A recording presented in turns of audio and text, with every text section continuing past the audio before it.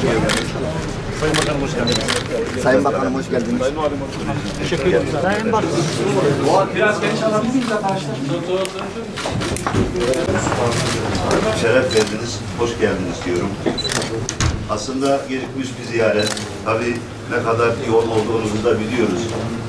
Gerek Türkiye'de ve gerekse bölgemizde oluşan sıkıntılardan dolayı turizmle olan çalışmalarınızı, başarılarınızı Şahin, bu topu ne var? Midyat inanç ve kültür açısından hem Başkanlık ofisi. Türkiye'nin önemli ilçelerinden biri. Biz göreve geldiğimizden beri inanç turizmi anlamında ve turizm anlamında sizlerin desteğiyle, Cumhurbaşkanımızın desteğiyle çok güzel işlere imza attık. Özellikle bizlere sokak sağlıklaştırma olsun, Terkari Müzesi'yle ilgili, yeraltı şehriyle ilgili verdiğiniz destekten dolayı Midyat halkı adına şükranlarımı sunuyorum. Efendim 3700 metrekare alan içerisinde 152 dükkan, bir kasa, 3 tane AVM yer almakta.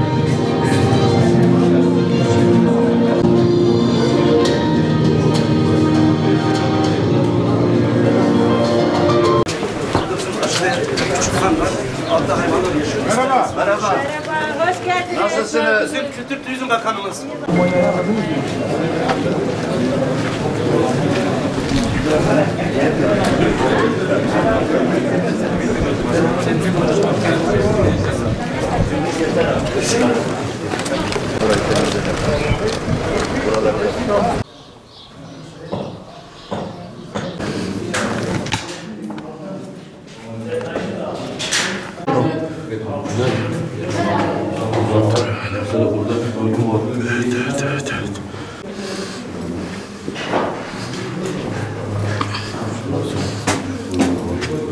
Böyle gidiyor zaten, istiyorsan devam et. Sağa doğru bayağı gidiyor. Öbür tarafta da mesela çok önemli bir yer var istersen. Sen detay alacaksın. Daha güzel derken. Alo. Bu mağaraların daha güzeli Kızıltepe'de var. Bugün sabahtan hem valimizle hem Midyat Belediye'mizle bölgenin ihtiyaçlarıyla ilgili iyi bir bilgilendirme toplantısı yaptık.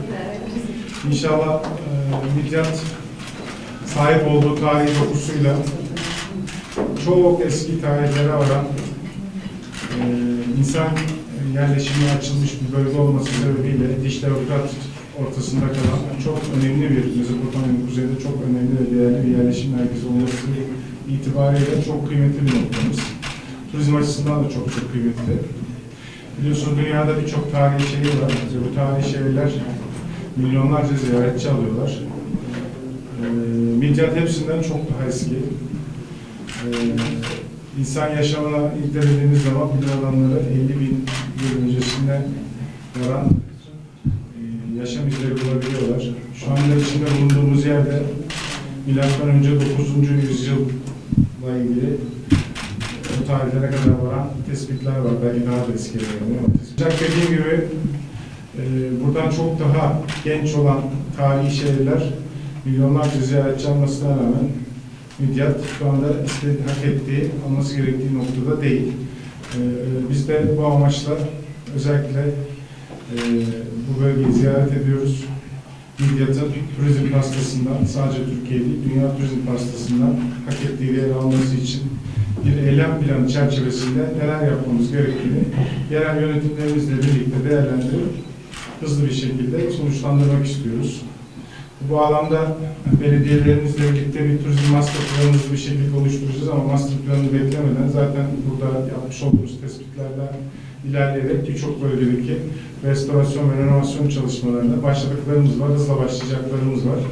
Onları hızlandırarak devam edeceğiz. Yine belediyemizin talebiyle yapmış olduğumuz, destek verdiğimiz sokak sağlıklaştırma çalışmaları vardı. Şu anda içinde bulunduğumuz bölgede, yani buranın sadece üstü değil, şu anda fark ettiğiniz gibi altı da çok değerli. Buradaki ikinci etap sokak sağlıklaştırmaları ve UNESCO Dünya Miras Yedek listesine girmiş olan Birçok da kilisemiz, katedral, manastırımız var. Onlarla ilgili restorasyon ve renovasyon destek çalışmalarımıza da devam edeceğiz. Ve şimdi dünyanın sayılı turizm merkezlerinden biri olması için bu içinde bulunduğumuz Midyat'ın tek dünyanın sayılı yeraltı şehirlerinden biri olan Matiade'ye ilgimiz çok büyük. Burada biliyorsunuz 2020 yılında belediye başkanlığımızın talebiyle birlikte Kültür ve Turizm Bakanlığı, Kültür Hakları Genel Müdürlüğü yoğun bir çalışma başlattı. 2020-2021 çalışmalarından sonra 2022'de de devam ettirme bütçesini arttırarak daha yoğun bir şekilde çalışma kararı aldık. Şu anda 13,5 dönümlük bir arazi üzerinde 3500 metrekarenin fazla bir yeraltı şehri noktasında 2 bölümde çalışmalar yoğun bir şekilde devam ediyor. İnşallah daha da genişleyerek devam edecek. Ve büyüklüğünü anlatmak gerekirse bilim adamlarının tespitlerine göre muhtemelen 50.000 kişinin yıllarca kapalı yaşayabilecekleri bir yeraltı şehri inşa edilmiş. Korunma amaçlı ve uzun süreli yaşayabilmek için yapılmış. Mardin ve Midyat'a baktığınız zaman burası biliyorsunuz hem inançların, hem dillerin, hem de kültürlerin birleştiği çok özel bir yer. Geçmiş zamanda da istilalara çok maruz kalmış, bulunmuş olduğu çok değerli noktadan dolayı ve burada yaşayan insanlar da bu tarz yapılaşmalarla kendilerini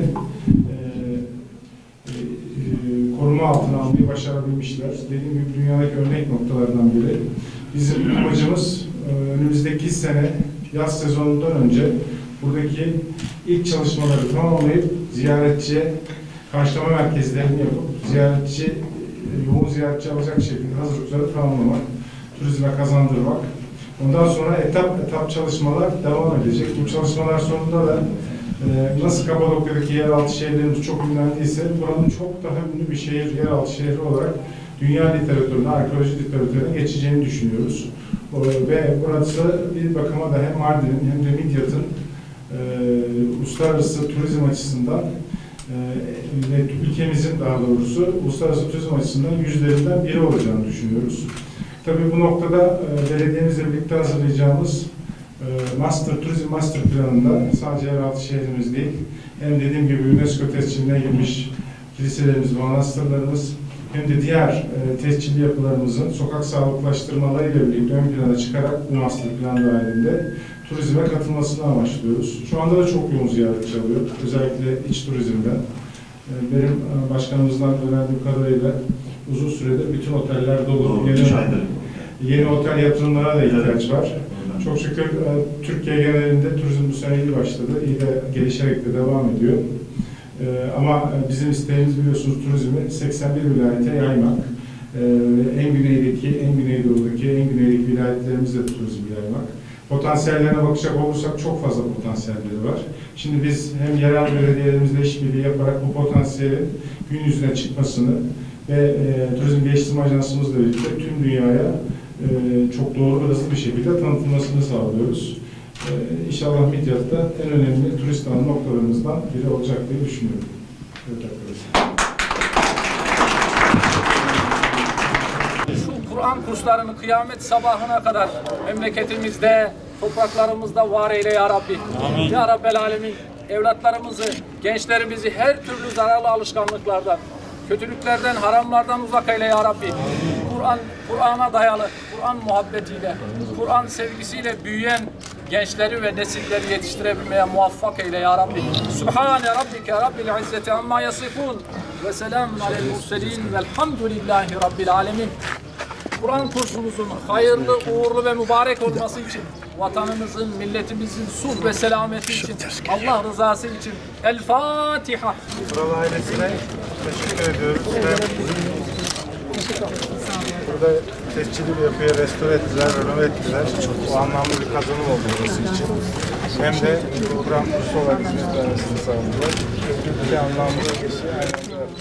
Ak ailesi, Hacı Bey Ak ailesine de teşekkür ediyoruz. Desteklerinden bu iki ailemize buraya kazandırdıkları bu iki hukuki amaçla kullanılan bu değerli eser için hayırlı olsun. Hayırlı uğurlu olsun.